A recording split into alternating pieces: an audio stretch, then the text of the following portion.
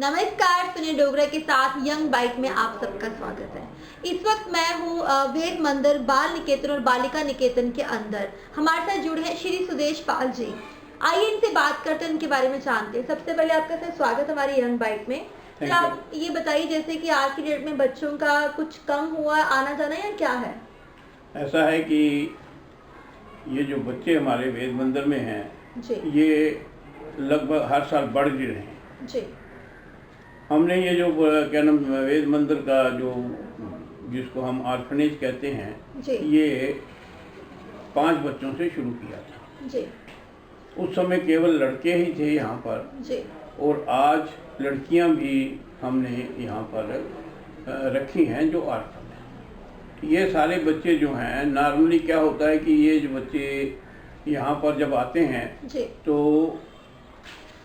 कई बार तो बच्चे उनके पेरेंट्स तो मोस्टली बच्चों के पेरेंट्स नहीं हैं, जी, कुछ बच्चों के मदर्स हैं, फादर नहीं हैं, और वो यहाँ पर बच्चों को एडमिशन के लिए लाते हैं। जी, मेरा ये अनुभव है कि बच्चे जो हैं वो पढ़ना चाहते हैं, जी, बच्चों में टैलेंट है, लेकिन उनको अपॉर्चुनिटी नहीं मिलती। और ये जो रिलेटिव्स इनके हैं वो उन बच्चों के टैलेंट को देखकर हमारे पास आते हैं कि इन बच्चों को आप रख लीजिए और इनको आप जो हैं वो फ्यूचर दीजिए। उसको ख्याल रख कर हमारे कुछ नॉर्म्स हैं, जो नॉर्म्स हमारे फुलफिल होते हैं तो हम बच्चों को यहाँ एडमिशन देते हैं। जी, होता क्या है कि बहुत सारे बच्चे जो हैं वो किस्मत के मारे तो हैं ही हैं, उनके फादर की डेथ हो गई तो वो बच्चे जो हैं मदर उनकी जो है वो यहाँ पर उनको एडमिशन दिलाती है और फिर मदर शादी कर लेती है।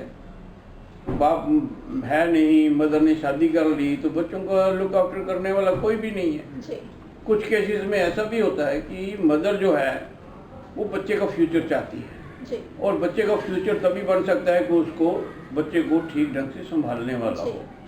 फादर की डेथ के बाद बच्चों का वो जो मदर है उसका कोई सोर्स ऑफ इनकम नहीं होता, छोटा सा खेत है, थोड़ी सी इनकम होती है तो उससे साल भर का खर्चा चलता नहीं, तो वो कहीं मेहनत मजदूरी करती है तो बच्चों को पढ़ाई का तो कोई ख्याल होता ही नहीं है। फिर उस बात को देखकर जब हमारा जो वेद मंदिर है, वेद मंदिर कमेटी ने एक डिसीजन लिया हुआ है कि ऐसे बच्चों को हम यहाँ एडमिशन देते हैं, और उनका नॉर्मली हम एडमिशन 5 साल की उम्र में देते हैं, 5 साल, 6 साल, 7 साल की उम्र में, और उन बच्चों को हम 10 साल अपने पास रखते हैं। उनको 10 साल में हम मैट्रिक कराते हैं, 10वीं जब बच्चा 10वीं कर लेता है तो उन बच्चों को हम फिर यहाँ से ऑफ करते हैं। जी, ऐसे बच्चे जो हैं, इन बच्चों को ऑफ करने का हमारा मकसद ये है कि नए बच्चे फिर आए।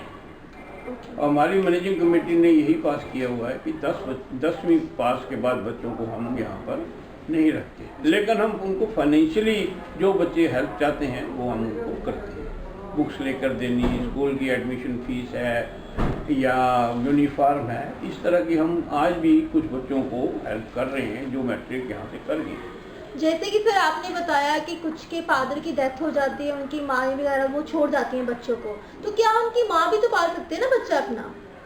माँ का सोर्स ऑफ इनकम नहीं है तो पालने का तो वो पाल सकती है, लेकिन पढ़ाई नहीं करा सकती है। फिर वो लिटरेसी जो है वो बनेगी नहीं, बच्चे इलिटरेट रहेंगे, फिर वही बाल मजदूरी करेंगे या दूसरे के खेत में काम करेंगे।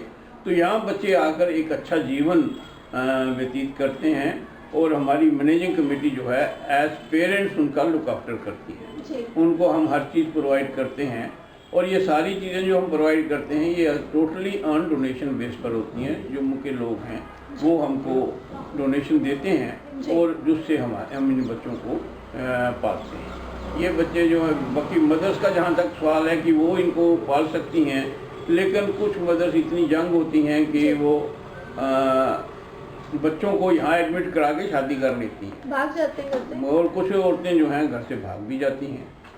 तो इस पोजीशन में फिर बच्चे का फ्यूचर जो है वो डार्क में होता है, तो यहाँ रहकर बच्चे का फ्यूचर बन जाता है। तो सर जो ऐसा पेरेंट्स करते हैं, क्या मैसेज देना चाहोगे?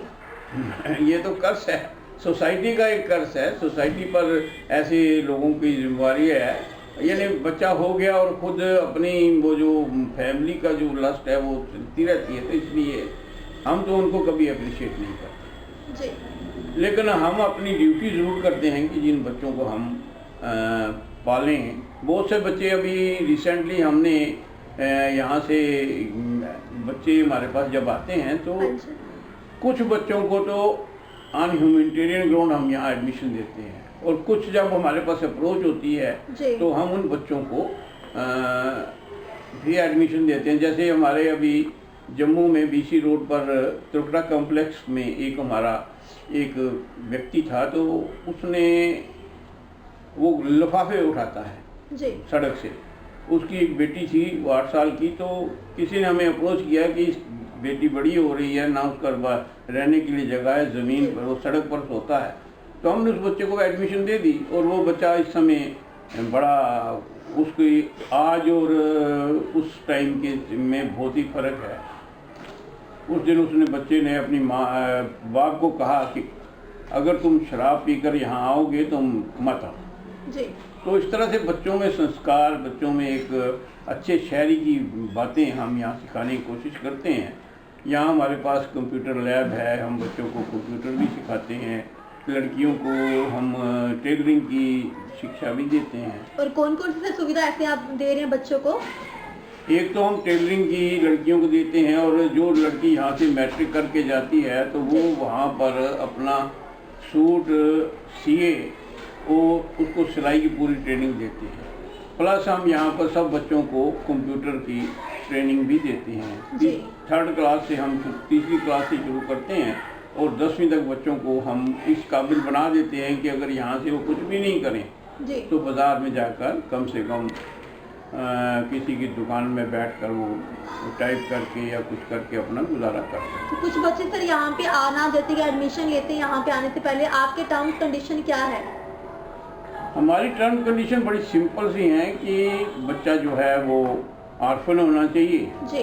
सिंगल पेरेंट्स अगर हैं तो दूसरे, अगर दो पेरेंट्स में मदर या फादर नहीं है तो उसका डेथ सर्टिफिकेट चाहिए जी। जो लिविंग है उसकी इनकम क्या है उसका इनकम सर्टिफिकेट चाहिए, बच्चे की डेट ऑफ बर्थ चाहिए। इस तरह की कुछ चीज़ें जो नॉर्मल हैं वो हम बच्चा फुलफिल करता है। हमारा रिक्विजिट फार्म होता है वो भर कर उनको देता है, और वो फार्म जो है सर्टिफाइड नाइट का नाम सरपंच से कराता है, तो हम उसको एडमिशन देते हैं। दर्शकों, ये थे जुड़े हमारे साथ श्री सुदेश पाल जी, जो कि यहाँ के एज ए सेक्रेटरी है। ये थे हम इस वक्त बाल निकेतन और बालिका निकेतन के अंदर। अब इसी के साथ मुझे दीजिए आज्ञा। Sonia Dogra, young bytes. नमस्कार।